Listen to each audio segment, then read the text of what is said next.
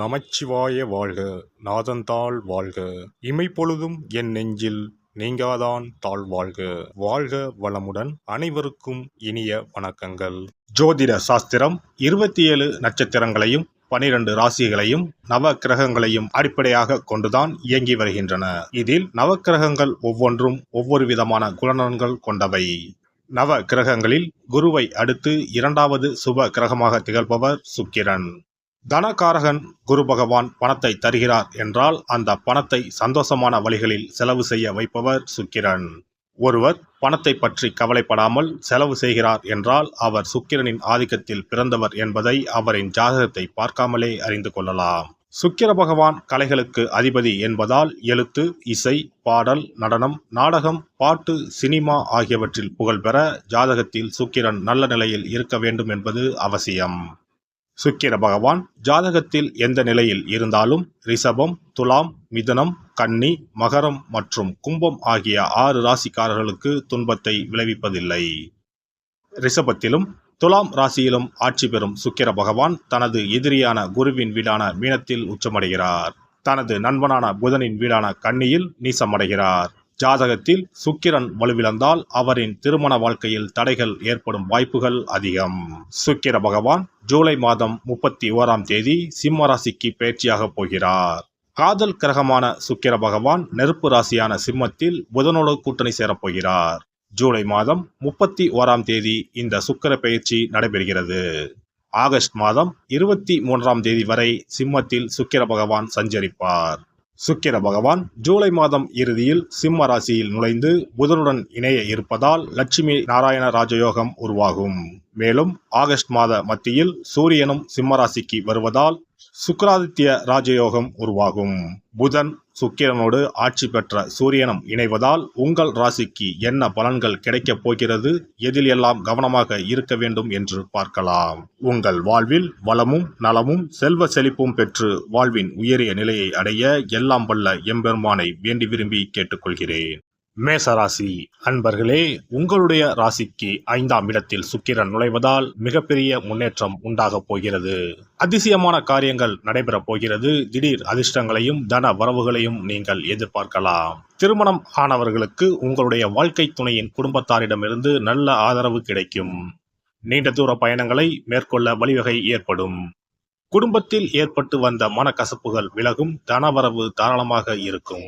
பொருளாதார வளம் மேம்படும். குடும்பத்தில் மகிழ்ச்சி அதிகரிக்கும். பெரியோர்களின் ஆதரவும் ஆலோசனையும் கிடைக்கும். நண்பர்கள் உதவிகரமாக இருப்பார்கள். பணவரவு அதிகரிக்கும். மனதில் பக்தி எண்ணம் மேம்படும். சுப செலவுகள் அதிகரிக்கும். கணவன் மனைவிக்கு இடையே அந்யோன்யம் அதிகரிக்கும். உறவினர்கள் வருகை மகிழ்ச்சி தருவதாக இருந்தாலும் அவர்களால் செலவுகளும் ஏற்படும். அக்கம் பக்கத்தில் இருப்பவர்கள் அனுசரணையாக நடந்து கொள்வார்கள். வெளிநாட்டில் இருந்து எதிர்பார்த்த செய்திகள் கிடைக்கும். ஷேர் மூலம் பணம் வரும். பழைய வாகனத்தை மாற்றி புதிய வாகனம் வாங்குவீர்கள். சகோதரர்களால் சில சங்கடங்கள் ஏற்பட்டாலும் அதனால் பாதிப்பு எதுவும் இருக்காது. சிலருக்கு புதிய ஆடை ஆபரணங்களை வாங்கும் வாய்ப்பு உண்டு. உறவினர் நண்பர்கள் வீட்டு விருந்து விசேஷங்களில் கலந்து கொள்வீர்கள். தாய்மாமன் மூலம் எதிர்பார்த்த காரியம் முடிவது இழுபறியாகும். தாயின் உடல் ஆரோக்கியத்தில் கவனம் தேவை. அலுவலகத்தில் பணி சுமை அதிகரிக்கும். சக ஊழியர்களின் ஒத்துழைப்பு கிடைப்பதற்கு இல்லை. நிர்வாகத்தினரின் கண்டிப்புக்கு ஆளாக நேரிடும் என்பதால் பணிகளில் கூடுதல் கவனம் செலுத்த வேண்டும். எதிர்பார்த்த சலுகைகள் கிடைப்பதில் தடை தாமதங்கள் உண்டாகும்.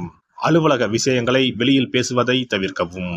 தொழில் வியாபாரத்தில் கடின உழைப்பு தேவைப்படும். அதற்கேற்ற வருமானமும் கிடைக்கும். சக வியாபாரிகளுடன் விரோதம் ஏற்படலாம். சற்று ஒதுங்கி இருப்பது நல்லது. பணம் விரயம் உண்டாகும். மதிப்பு மரியாதை எதிர்பார்த்தபடி இருக்காது. பெண்களை பொறுத்தவரை குடும்பத்தை நிர்வகிப்பதில் பிரச்சனைகள் எதுவும் இருக்காது. தோழிகள் அனுசரணையாக இருப்பார்கள். கணவரின் அன்பும் ஆதரவும் மகிழ்ச்சியை தரும். புகுந்த வீட்டு உறவினர்களிடையே உங்கள் மதிப்பு உயரும்.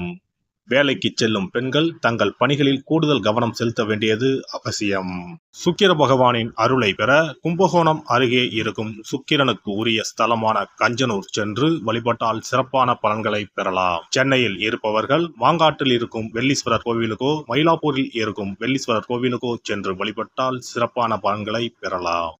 இனி சுக்கிர பகவானின் அருளை முழுமையாக பெற வெள்ளிக்கிழமையில் செய்ய வேண்டிய வழிபாடு என்ன என்பதனை பற்றி காண்போம்.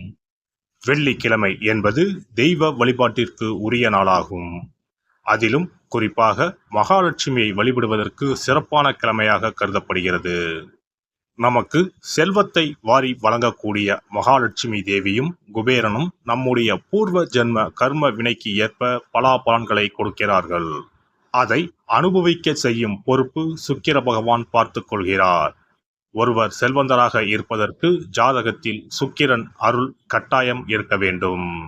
சுக்கிரனுடைய அருள் பெற வெள்ளிக்கிழமையில் சுக்கிரஹோரை வரும் நேரத்தில் இவ்வாறு வழிபாடு செய்தால் சுபபோக வாழ்க்கையை அனுபவிக்க முடியும்.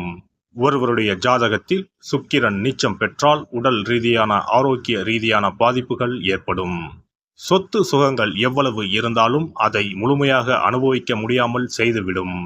பெரிய பெரிய பணக்காரர்களை எடுத்துக்கொண்டால் அவர்களிடம் எவ்வளவு காசு கொட்டி கிடந்தாலும் சுக்கிர தசை இல்லை என்றால் அவ்வளவு பணமும் வீண் விரயமாகத்தான் போகும். குறிப்பாக மருத்துவ செலவுகள் செய்தே சொத்துக்கள் அழியும் நிலை வரும். இதற்கு சுக்கிர பகவானுடைய வழிபாடு நல்ல ஒரு பலனை கொடுக்கும். சுக்கிர பகவானுக்கு வெள்ளிக்கிழமை என்பது உரிய தினமாகும். சுக்கிரன் அருள் பெற வீட்டில் வெள்ளி பொருட்களை பயன்படுத்துவது நலமாகும். வெள்ளியில் சுக்கிரன் வசிப்பதாக ஐதீகம் உள்ளது. வெள்ளி பொருட்கள் கொண்டு பூஜை செய்தால் சகல சௌபாக்கியங்களும் உண்டாகும். சுக்கிர வழிபாடு செய்ய நினைப்பவர்கள் காலை 6 மணி முதல் 7 மணி வரையிலான காலம் சுக்கிரஹோரை ஆகும். அதனை தவறவிட்டால் மதியம் 1 மணி முதல் 2 மணி வரை சுக்கிரஹோரை நிகழ்கின்றது. அதையும் தவறவிட்டால் இரவு 8 மணி முதல் 9 மணி வரையிலான சுக்கிரஹோரை நேரத்தில் வழிபாடுகள் செய்து பயன்பெறலாம். இவற்றில் காலை 6 மணி முதல் 7 மணி வரையிலான முதல் சுக்கிரஹோரையில் சுக்கிர வழிபாடு செய்வது சிறப்பான பலன்களை கொடுக்கும். காலை முதல் மாலை வரை உபவாசம் இருந்து சுக்கிர பகவானுக்கு உரிய காயத்ரி மந்திரத்தை உச்சரித்து கல்கண்டு சேர்த்த சர்க்கரை பொங்கலை நைவேத்தியம் படைத்து வெள்ளை நிற பூக்களால் அர்ச்சனை செய்ய வேண்டும். சுக்கிர தசை நடப்பவர்களும் சுக்கிரன் நீச்சம் பெற்ற ஜாதகக்காரர்களும் இந்த வழிபாடு செய்வது சிறப்பான பலன்களை கொடுக்கும். சுக்கிர தசை நடக்கும் பொழுது சுக்கிர வழிபாடு செய்து வர வருமானத்தை சுகமான வாழ்க்கை வாழ்வதற்கு உரிய வகையில் பயணிக்க செய்யும். வீடு நிலம் வாங்குவது, ஆடம்பர பொருட்கள் சொத்துக்கள் போன்றவற்றை வாங்க வைக்கும். அதுவே சுக்கிரன் நீசம் பெற்ற காலத்தில் இந்த வழிபாடு செய்பவர்களுக்கு வீண் விரயங்கள் இல்லாமல் ஓரளவிற்கு வறுமையிலிருந்து பிழைக்கச் செய்யும். வெள்ளிக்கிழமையில் நவக்கிரக கோவிலுக்கு சென்று சுக்கிர பகவானுக்கு வெள்ளை வஸ்திரம் சாற்றி வழிபாடு செய்யலாம். வெள்ளை நிற நைவேத்தியங்கள் தயார் செய்து கோவிலில் வரும் பக்தர்களுக்கு தானம் செய்யலாம். இவ்வாறு செய்து வர சுக்கிரனின் முழு அருளும் கிடைக்கப் பெற்று வாழ்வில் உயரிய நிலையை அடைவீர்கள். எல்லாம் வல்ல இறையருளால் நீங்களும் உங்கள் அன்பு குடும்பமும் உடல் நலம், நீலாயுள், நிறை செல்வம், உயர் புகழ், மெய்ஞானம் ஓங்கி வாழ்க வளமுடன். இந்த வீடியோ பதிவு உங்களுக்கு பிடித்திருந்தால் லைக் பண்ணுங்க, கமெண்ட் பண்ணுங்க, ஷேர் பண்ணுங்க, மறக்காம சப்ஸ்கிரைப் பண்ணுங்க, பக்கத்துல இருக்கிற பெல் பட்டனை கிளிக் பண்ணுங்க. நன்றி, வணக்கம். ஓம் நமச்சிவாய, சிவாய நம.